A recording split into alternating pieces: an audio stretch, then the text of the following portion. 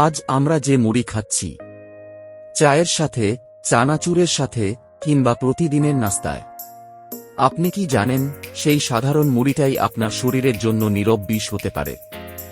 বাজারে বিক্রি হওয়া অনেক মুড়িতে খাবারের জন্য নিষিদ্ধ একটি রাসায়নিক মেশানো হচ্ছে, যার নাম ইউরিয়া। আজকের ভিডিওতে জানব কেন মুড়িতে ইউরিয়া মেশানো হয়, এতে কি কি মারাত্মক ক্ষতি হতে পারে এবং সবচেয়ে গুরুত্বপূর্ণ, আপনি কিভাবে ইউরিয়া মেশানো মুড়ি চিনবেন। কেন মুড়িতে ইউরিয়া মেশানো হয়? ইউরিয়া মূলত একটি কৃষি সার। এটা কখনোই খাবারের উপাদান নয়। তবুও কিছু অসাধু ব্যবসায়ী মুড়িতে ইউরিয়া মেশায়, কারণ প্রথমত ইউরিয়া দিলে মুড়ি খুব সাদা ও চকচকে দেখায়, যেটা দেখলে ক্রেতার কাছে ভালো মনে হয়। দ্বিতীয়ত, ইউরিয়া মেশালে কম তাপেই মুড়ি ফুলে যায়, ফলে জ্বালানি খরচ কম লাগে, কাঠ, গ্যাস বা খড় কম লাগে। তৃতীয়ত, ইউরিয়া দিলে মুড়ি অস্বাভাবিক মোটা ও বড় হয়, ওজন কম হলেও দেখতে বেশি লাগে। এতে ব্যবসায়ীর লাভ বাড়ে। এই লাভের জন্যই মানুষের স্বাস্থ্যের সাথে ভয়ঙ্কর প্রতারণা করা হচ্ছে। ইউরিয়া মেশানো মুড়ি খেলে কি ক্ষতি হয়? খাবারের সাথে ইউরিয়া শরীরে ঢুকলে তা সরাসরি বিষের মতো কাজ করে।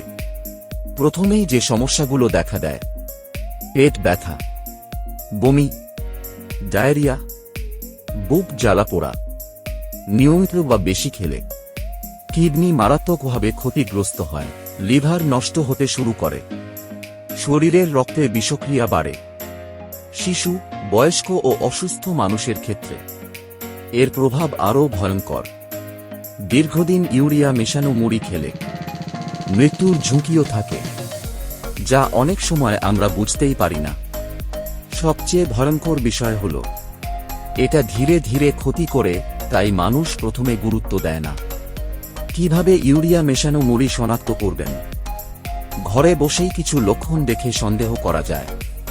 মুড়ি যদি অস্বাভাবিক খুব সাদা ও উজ্জ্বল হয়, মুড়ি যদি অতিরিক্ত মোটা কিন্তু ভেতরে ফাঁপা হয়, পানিতে দিলে খুব দ্রুত নরম বা গলে যায়, মুখে দিলে হালকা তিতা বা ঝাঁঝালো অনুভূতি আসে।